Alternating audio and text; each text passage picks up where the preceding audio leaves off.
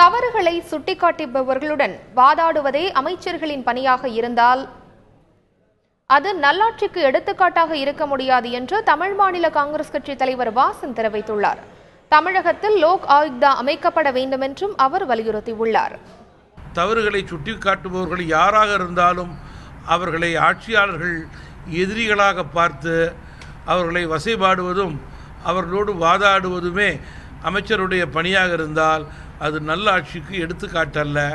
தமிழகத்திலே எத்துறையைச் சேர்ந்தவர்கள் யாராக இருந்தாலும் அரசியலுக்கு வரலாம், கட்சி ஆரம்பிக்கலாம்.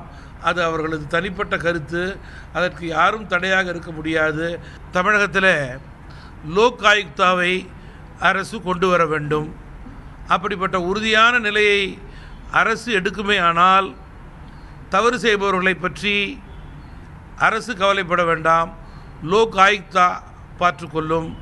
விமர்சனம் செய்பவர்களை பற்றி அமைச்சர்கள் கவலைப்பட வேண்டாம், லோக் ஆயுக்தா சரி தவறை பார்த்து கொள்ளும்.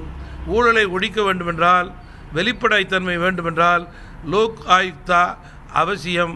பெரும்பாலான மாநிலங்களிலே அது இருக்கிறது.